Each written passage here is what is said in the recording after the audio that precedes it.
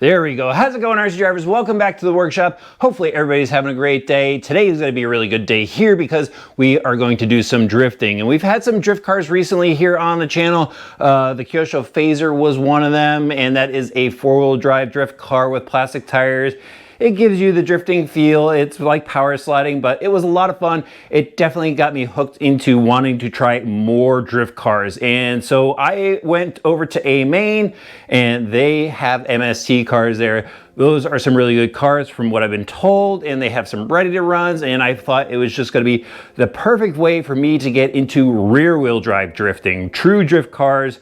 And well, let's just go over to the bench here so we can check it out, because this car is absolutely awesome. Take a look at it. It's basically a Toyota GR86 with a ground effects kit on there, but this is a kit that will help you get into rear wheel drive drifting. So before we check out the car, let's just go over here to what comes in the box. Obviously, you get the car. It's mostly assembled. You also get the radio system, some decals, instructions, of course, body instructions, and a little bag of some accessories like body posts, tops, and some tools and stuff like that. And I'm gonna go run this thing on an Eco Power battery from Amain, and I'm probably gonna want a better servo in there, so I've got this Eco Power servo I'll probably upgrade to later on down the road. But here is the car itself. Man, this body kit looks absolutely awesome, doesn't it?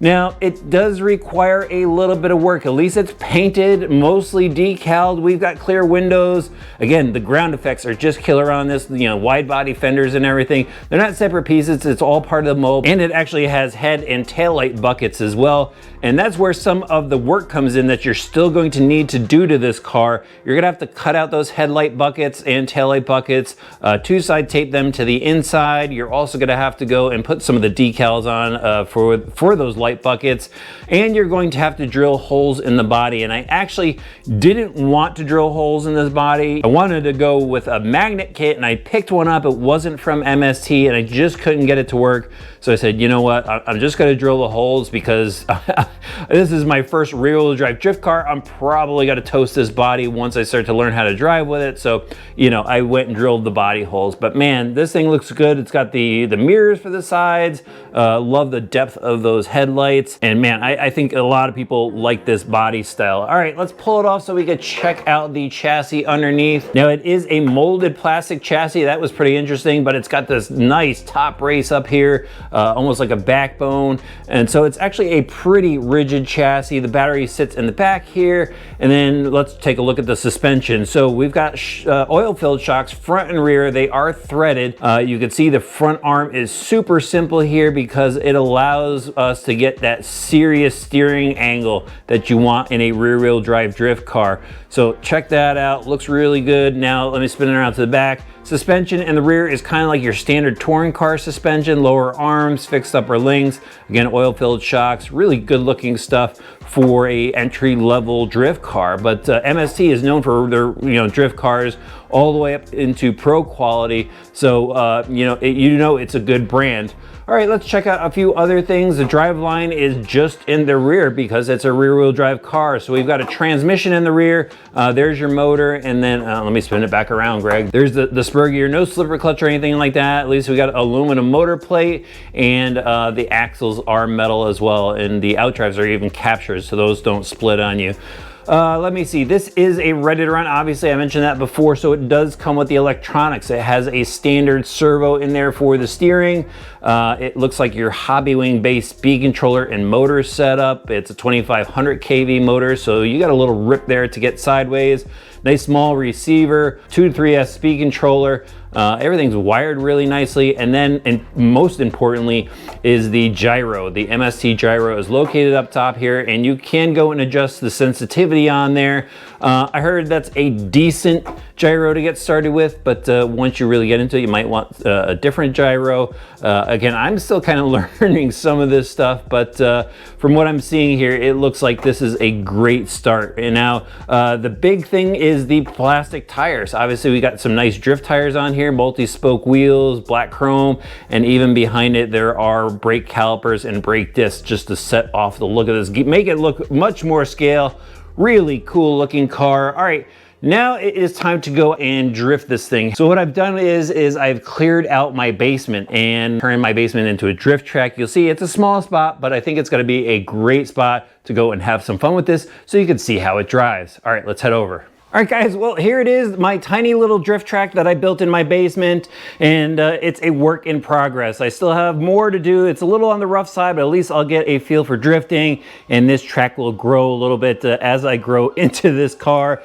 Still have some epoxy paint that I want to put down. I'm going to pull everything back up and then fix the rails to the floor and just neaten everything up a little bit and make the lanes nice. But at least we'll get started with the MST car. I'll get a good feel for it here, and this is better than just a parking lot. I don't have a drift track around me, so this is going to work out well. All right, let's start drifting.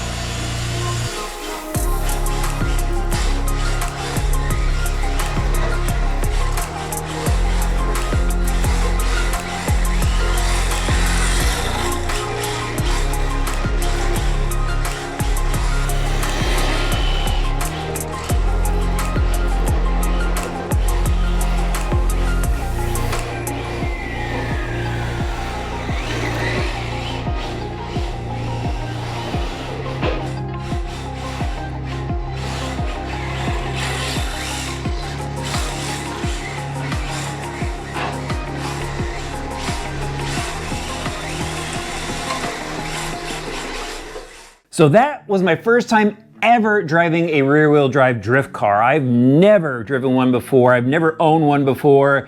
And that was a learning experience. That was really tough. And because I don't have any experience, I can't really give you my in-depth view of how the car itself performed because it's the first time I've ever had one. So I'm just kind of gonna relay the experience I had, and hopefully it helps you and guiding you to see if you want a rear-wheel drive drift car.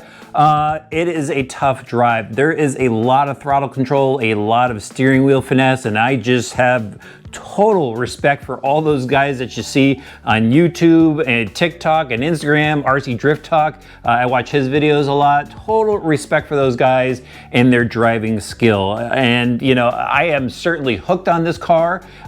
Just driving it as horribly as I did, it made me want to drive it more because I want to learn that finesse with the throttle, with the steering, and I think this is going to help with all the other stuff that I'm driving. I mean, you know, I've been driving these cars for over 30 years, and you're always learning, and this thing has me hooked. I want to drive it more. I did enjoy the driving experience, even though I was busting a lot of donuts in the corners. From what I can tell, I mean, it's got decent power to it. It has plenty of steering throw. You guys saw the steering throw. The gyro in here though, I mean, for me, it was a bit too sensitive, so I started turning down the gain more and more and more, and I just kind of felt that it was doing a little bit too much counter steering, even though I was turning it down, you know, turning the gain down. There was just something up there that maybe I need to go switch gyros or something like that, find something with a different feel, but at least this one gets you going. But overall, it's a fun experience, a different experience. You know, the track I'm driving on is a bit small too, so that's part of it. But this is a complete car that I gather a lot of people get into drifting with. You can grow into it. There's a lot of option parts for it. However, you know, if you're looking to get into drifting, I would say see if there's a track around you and go and talk to those guys, see what MST cars they're driving, because MST has a bunch of different variations of their cars. so check it out. But I am happy with starting with this one, and I'm gonna keep going at the track in there. Let me know if you wanna see some more videos. I'm definitely going to be back there driving. Quick shout out to Amain for helping me get set up with this machine. I'll have links in the video description over to Amain for this car. Hit that subscribe button and the notifications bell, throw the video a like, and check out this playlist at the end for more RC driver reviews.